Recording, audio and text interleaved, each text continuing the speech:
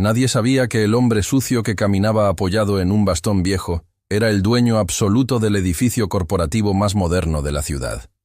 Andrés Velasco, empresario multimillonario, había decidido hacer algo que jamás antes se atrevió: probar el carácter real de quienes ahora manejaban su empresa. Vestido con ropa desgastada, barba falsa y mirada cansada, cruzó la puerta principal donde solía entrar en traje impecable. Nadie lo reconoció. Y eso era exactamente lo que quería. La empresa había crecido rápido tras una reciente expansión internacional. Nuevos gerentes, nuevos supervisores, nuevos equipos. Demasiado cambio en poco tiempo. Andrés escuchaba informes positivos, pero algo no encajaba. Decidió comprobarlo sin anuncios, sin reuniones formales. Quería ver cómo trataban a alguien que no representaba dinero, poder ni estatus. Se sentó en el lobby fingiendo estar agotado. Observó cómo empleados pasaban frente a él sin mirarlo siquiera. Algunos fruncieron el ceño, otros desviaron la mirada. La recepcionista, incómoda, le pidió que saliera porque no era lugar para indigentes. Andrés bajó la cabeza, pero por dentro tomaba nota.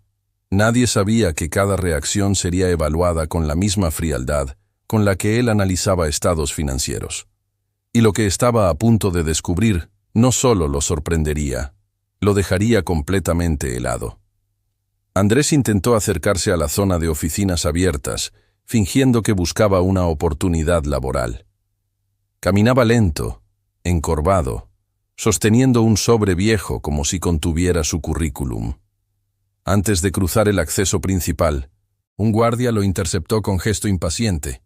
No hubo saludo ni explicación amable, solo una orden seca para que se retirara. El tono fue más frío que la negativa. Andrés no esperaba privilegios disfrazado de indigente, pero sí esperaba humanidad básica. El guardia lo empujó ligeramente hacia la puerta, como si su sola presencia contaminara el espacio corporativo. Ese pequeño gesto, casi invisible para otros, fue una señal que Andrés no ignoró. Desde el pasillo lateral, donde fingió sentarse agotado, escuchó a un grupo de ejecutivos jóvenes comentar en voz baja. Se burlaban de la situación, y uno dijo con arrogancia que la empresa no era lugar para fracasados que no supieron progresar. Esa frase lo atravesó con fuerza. Andrés recordó cuando él mismo trabajaba jornadas dobles para sostener su primer negocio, cuando nadie le abrió puertas ni le ofreció oportunidades fáciles. La memoria contrastaba violentamente con la soberbia que ahora escuchaba en su propia compañía. Mientras observaba en silencio, notó cómo varios empleados pasaban frente a él desviando la mirada deliberadamente. No era miedo, era indiferencia. Nadie preguntaba si necesitaba ayuda. Nadie ofrecía siquiera una palabra cortés. La cultura que había construido durante años se basaba en respeto y trato digno, sin importar posición o apariencia. Lo que estaba viendo no era descuido aislado. Era un cambio profundo en la atmósfera interna. En medio de esa frialdad, apareció Clara nuevamente. Se acercó con cautela, sosteniendo una botella de agua y un pequeño paquete de galletas. No hizo preguntas invasivas ni mostró compasión exagerada. Solo habló con voz tranquila y ofreció ayuda sincera. Andrés la miró con atención, intentando no revelar emoción. En ese instante entendió que aún existía integridad en su empresa, pero también comprendió que estaba rodeada de una capa creciente de arrogancia que él mismo, sin darse cuenta, había permitido. Andrés decidió no marcharse todavía. Caminó lentamente hacia el área externa, donde los empleados solían tomar café durante el descanso. Se apoyó contra una pared fingiendo cansancio, mientras escuchaba sin levantar sospechas. Allí, lejos de las salas de juntas, las conversaciones eran más sinceras. Un grupo de supervisores discutía sobre metas trimestrales. No hablaban de servicio ni de calidad. Hablaban únicamente de cifras, de presión y de recortes. Uno de ellos aseguró que, mientras el cliente pague, lo demás es secundario. Esa frase quedó suspendida en el aire y golpeó a Andrés como una traición silenciosa. Escuchó a otro empleado quejarse en voz baja de un gerente recién contratado. Decía que el ambiente se había vuelto competitivo de manera tóxica, que los errores mínimos se castigaban públicamente y que el respeto era cada vez más escaso.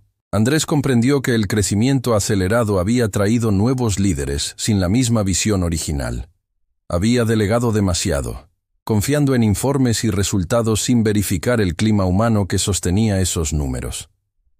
Decidió probar algo más arriesgado. Se acercó a una mesa donde dos ejecutivos revisaban reportes y preguntó con voz débil si la empresa aceptaba solicitudes de empleo para personas sin experiencia reciente. Uno de ellos lo miró de arriba a abajo con evidente desprecio y respondió que la compañía buscaba perfiles de alto nivel, no casos perdidos. Andrés mantuvo la compostura, pero por dentro algo se quebraba lentamente. Mientras regresaba hacia el lobby, Clara volvió a aparecer. Esta vez no solo le ofreció ayuda, le preguntó su nombre. Ese detalle, pequeño pero significativo, marcó una diferencia profunda. Para ella, no era un estorbo. Era una persona. En ese instante Andrés comprendió que la empresa estaba dividida en dos realidades, una superficial, impulsada por ambición desmedida, y otra silenciosa, sostenida por quienes aún recordaban el valor del respeto. Y esa división lo dejó verdaderamente helado. Andrés salió del edificio sin decir una palabra más. Caminó hasta su automóvil estacionado a varias calles de distancia, donde lo esperaba su asistente personal, sin saber aún lo que había ocurrido dentro. Durante el trayecto no habló. Su rostro no mostraba ira, sino una frialdad calculada, que anticipaba decisiones importantes. Esa misma noche, convocó a una reunión extraordinaria para la mañana siguiente. No avisó el motivo. Solo exigió la presencia obligatoria de todos los gerentes y supervisores. El tono del mensaje no dejaba espacio para excusas. Al día siguiente, la sala principal estaba llena. Los ejecutivos conversaban con confianza, convencidos de que se trataba de revisión de resultados o anuncios de expansión. Nadie imaginaba que el empresario había estado entre ellos horas antes, escuchando cada palabra. Cuando Andrés entró, impecablemente vestido, el ambiente cambió. Su presencia siempre imponía respeto. Pero esta vez su expresión era distinta. Distante, analítica, casi impenetrable. Sin levantar la voz, proyectó en la pantalla imágenes del lobby tomadas por cámaras internas. Se veía claramente al vagabundo sentado, siendo ignorado y rechazado. Murmullos recorrieron la sala. Luego mostró otra imagen, Clara ofreciéndole agua. El contraste era evidente. Andrés dejó que el silencio se extendiera más de lo cómodo. Nadie se atrevía a interrumpir. Finalmente habló con tono firme. Ayer caminé por este edificio sin traje, sin título y sin poder visible, y descubrí algo que me dejó helado. Los ejecutivos intercambiaron miradas nerviosas. Comprendieron lentamente lo que significaba. El hombre al que habían ignorado no era un extraño. Era el dueño de todo lo que pisaban. Andrés dejó que el silencio se prolongara unos segundos más antes de continuar. No gritó. No golpeó la mesa. Su calma era más intimidante que cualquier explosión de ira. Caminó lentamente frente a los gerentes, observando sus rostros uno por uno, como si estuviera evaluando no cifras, sino carácter. Construí esta empresa desde cero, comenzó. No con desprecio, no con arrogancia, sino con respeto. Su voz no temblaba. Era firme, controlada, y cada palabra caía con precisión quirúrgica. Proyectó luego el fragmento de audio donde uno de los supervisores decía que la empresa no era lugar para fracasados. El hombre palideció al escuchar su propia voz amplificada en la sala. Andrés no necesitó señalarlo. El peso de la evidencia lo hizo por él. La sala entera entendió que aquello no era un error menor. Era una falla cultural profunda. Si alguien aquí cree que el dinero es más importante que la dignidad humana, está en la empresa equivocada, declaró con serenidad implacable. Algunos bajaron la mirada. Otros intentaron justificar actitudes como presión laboral o estrés por metas. Andrés no interrumpió. Escuchó cada excusa sin cambiar expresión. Finalmente anunció una auditoría interna inmediata y la revisión de todos los liderazgos recientes. No habría despidos impulsivos, pero sí evaluaciones profundas de valores y conducta. La reunión terminó sin aplausos ni celebraciones. Solo con una certeza incómoda. El verdadero dueño no estaba evaluando números, estaba evaluando almas. La auditoría comenzó esa misma semana. No fue solo revisión de reportes financieros, sino entrevistas personales, encuestas anónimas y análisis de clima laboral. Andrés quería saber qué tan profundo llegaba la grieta que había descubierto disfrazado de indigente. Los resultados no tardaron en aparecer. El crecimiento acelerado había traído líderes con enfoque exclusivamente numérico. Las metas se cumplían, pero el respeto se debilitaba. El ambiente estaba cargado de tensión silenciosa. Varios empleados confesaron que el miedo había reemplazado la motivación. Se castigaban errores menores y se premiaban actitudes competitivas agresivas. La cultura original, basada en colaboración y trato digno, había sido desplazada gradualmente. Andrés comprendió que la culpa no era solo de los nuevos gerentes, también era suya por confiar ciegamente en resultados sin verificar el camino que los producía. En medio de ese proceso, Clara fue llamada a la oficina principal. Pensó que tal vez había hecho algo incorrecto al involucrarse con el supuesto vagabundo. Caminó nerviosa hacia la reunión. Allí, Andrés le agradeció públicamente por su gesto simple, pero significativo. «Tú entendiste algo que muchos olvidaron», le dijo frente al equipo directivo. Clara no recibió un ascenso inmediato ni una recompensa ostentosa. Recibió algo más poderoso, la oportunidad de participar en el rediseño cultural de la empresa. Andrés sabía que los cambios estructurales requieren voces que recuerden la esencia, y aquella joven, sin saberlo, se había convertido en símbolo de la empresa que él quería preservar. Tras revisar los resultados de la auditoría, Andrés convocó nuevamente a los gerentes clave. Esta vez no hubo proyecciones en pantalla ni explicaciones largas. Sobre la mesa colocó un documento titulado Reestructura Cultural Inmediata. No hablaba solo de metas financieras. Hablaba de comportamiento, liderazgo y respeto obligatorio. El silencio en la sala era denso. Algunos ya intuían que sus cargos pendían de un hilo. Otros confiaban en que sus resultados económicos los protegerían. 3 supervisores fueron removidos de sus posiciones esa misma semana. No por no alcanzar cifras, sino por no alcanzar estándares humanos básicos. La noticia se esparció rápidamente por toda la empresa. El mensaje fue claro. La rentabilidad no justifica la humillación. El dinero puede construirse nuevamente. La dignidad, una vez perdida, cuesta mucho más recuperar. Clara fue incorporada al nuevo Comité de Cultura Corporativa, junto con empleados de distintas áreas. Andrés quería que las decisiones no vinieran solo desde la alta dirección, sino desde quienes vivían el ambiente diariamente. Por primera vez en meses, el personal comenzó a sentir que sus voces eran escuchadas. El miedo empezó a transformarse lentamente en confianza. Andrés sabía que cambiar procesos es fácil comparado con cambiar mentalidades. Pero también sabía que el liderazgo se demuestra en momentos incómodos, no en celebraciones. Había ido disfrazado de vagabundo buscando información. Y había encontrado algo más profundo, una advertencia sobre el rumbo de su propia creación. Las primeras semanas después de la reestructura fueron tensas. Algunos empleados trabajaban con cautela, esperando que los cambios fueran temporales. Otros, acostumbrados a la presión agresiva, no sabían cómo reaccionar ante un liderazgo más equilibrado. Andrés no intervino en cada detalle. Observó. Quería asegurarse de que la transformación no fuera superficial, sino profunda y sostenible. El nuevo Comité de Cultura comenzó a implementar ajustes concretos. Reuniones de retroalimentación abiertas, evaluaciones de liderazgo basadas en trato humano y capacitación obligatoria en comunicación respetuosa. Al principio, algunos lo consideraron innecesario, pero lentamente, la dinámica interna comenzó a suavizarse. Las conversaciones dejaron de ser órdenes y se convirtieron en diálogos. Los indicadores financieros no cayeron como muchos temían. De hecho, la productividad empezó a estabilizarse con menos rotación de personal y menor desgaste emocional. Andrés comprobó algo que siempre había creído, pero que ahora veía confirmado.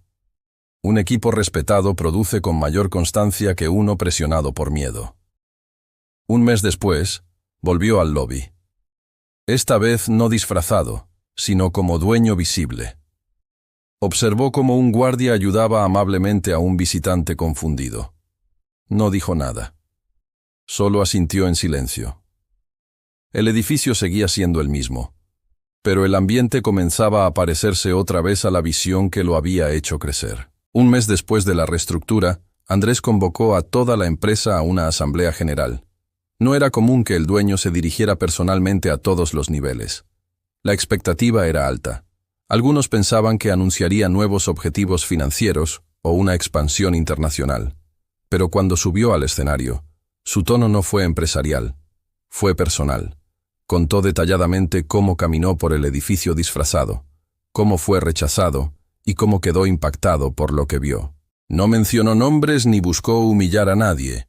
En cambio, habló de responsabilidad compartida. El crecimiento sin valores es solo expansión vacía, afirmó con firmeza. La frase resonó en cada rincón del auditorio. Explicó que la empresa no mediría éxito únicamente en ingresos, sino también en clima interno, trato humano y reputación ética. Luego, hizo algo inesperado. Anunció la creación de un programa interno llamado Puertas Abiertas, donde cualquier empleado podría expresar inquietudes directamente a la dirección sin temor a represalias. El gesto no fue simbólico, fue estructural.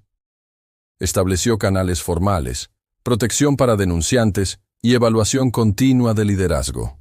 Al terminar la asamblea, no hubo aplausos estruendosos, hubo algo más importante, un silencio reflexivo. Los empleados entendieron que el dueño no solo evaluaba resultados, evaluaba conciencia.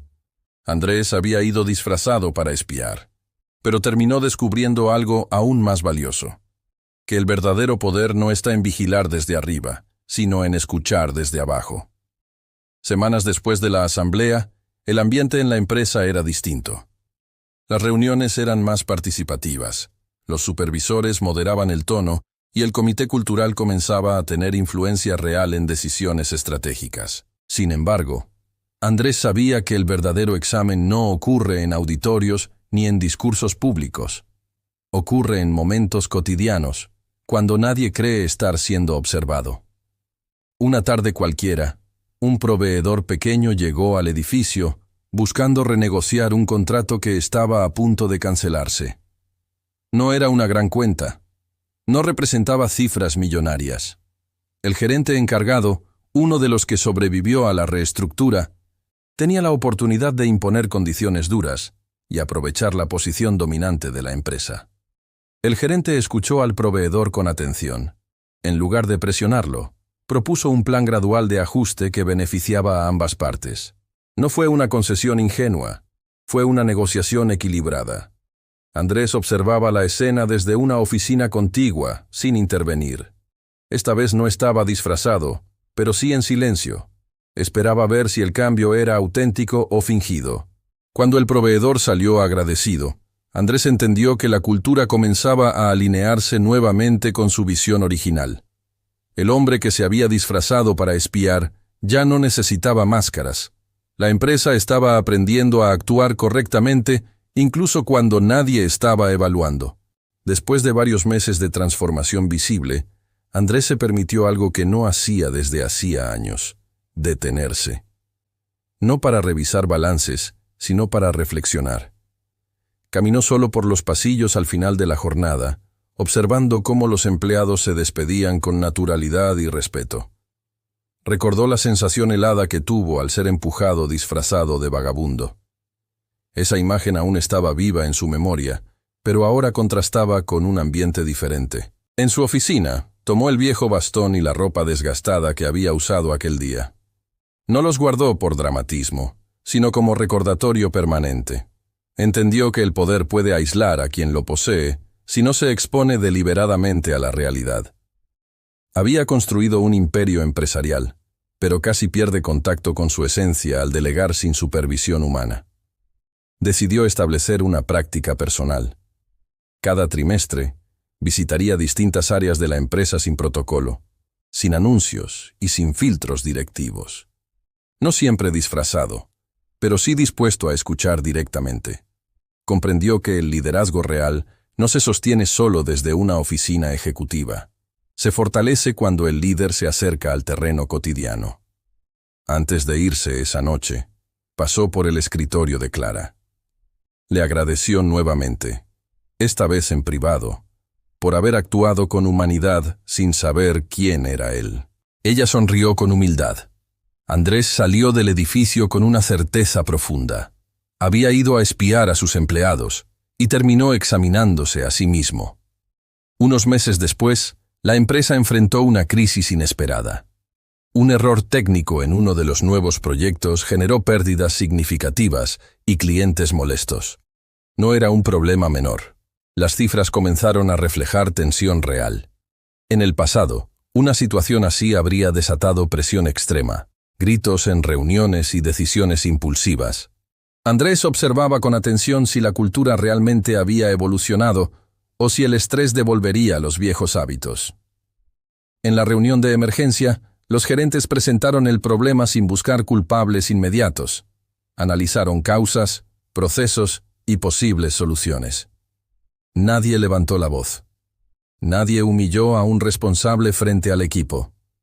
La conversación fue firme, pero respetuosa. Se asignaron responsabilidades con claridad y se diseñó un plan de acción sin agresividad innecesaria. Andrés escuchó en silencio desde el fondo de la sala. No intervino, solo evaluaba. Recordó la frase que lo dejó helado meses atrás. Mientras produzcan dinero, lo demás no importa. Ahora la conversación giraba en torno a proteger clientes, asumir errores y preservar confianza. El contraste era evidente. Al terminar la reunión, Andrés no dio discurso alguno. No era necesario. La empresa había respondido con madurez. En ese momento comprendió que el verdadero cambio no se mide cuando todo va bien, sino cuando algo sale mal. Y esta vez, su empresa no perdió humanidad bajo presión. La crisis financiera no se resolvió en días. Tomó semanas de trabajo coordinado, llamadas constantes y decisiones estratégicas difíciles. Pero algo había cambiado profundamente. Nadie buscó culpables para proteger su puesto. Cada área asumió responsabilidad con madurez inesperada. Y esa actitud marcó la diferencia. Andrés observaba desde una posición discreta.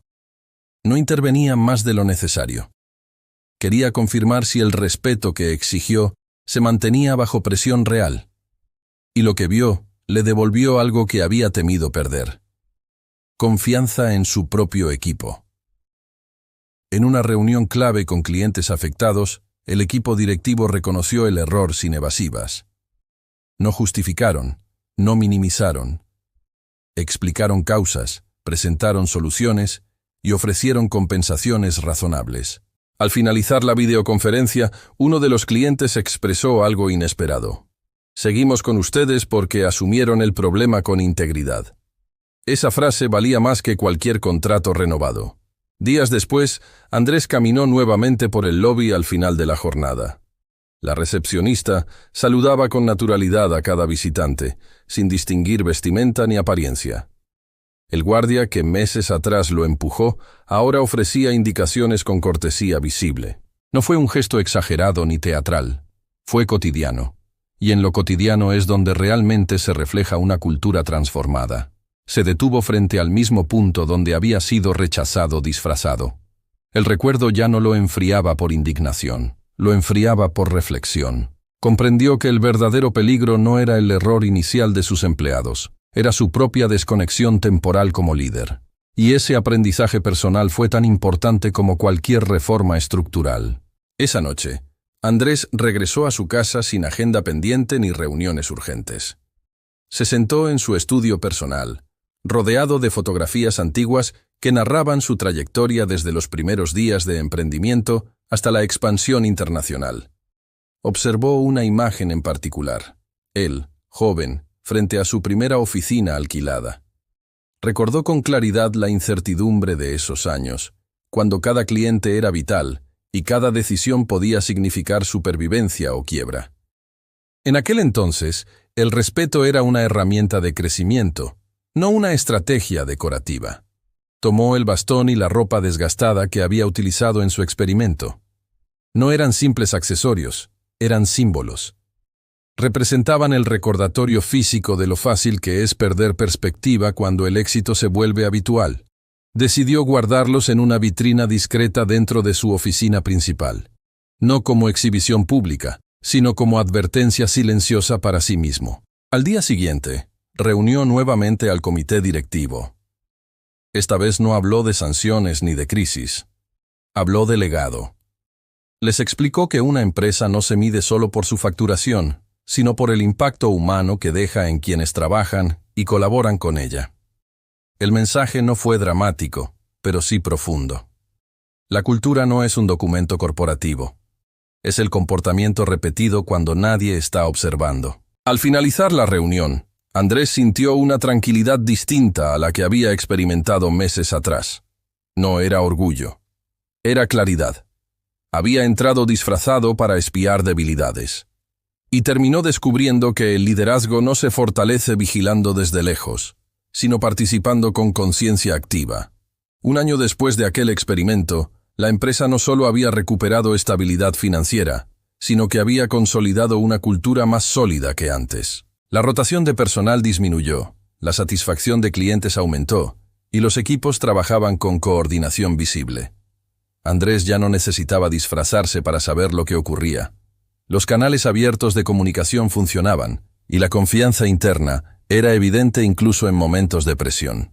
Una mañana cualquiera, mientras observaba el lobby desde el segundo piso, vio a un hombre de apariencia humilde entrar preguntando por información laboral. El guardia lo escuchó con respeto y lo orientó correctamente. No hubo empujones. No hubo burlas. Solo trato digno. Andrés sintió un leve escalofrío, pero esta vez no fue de indignación.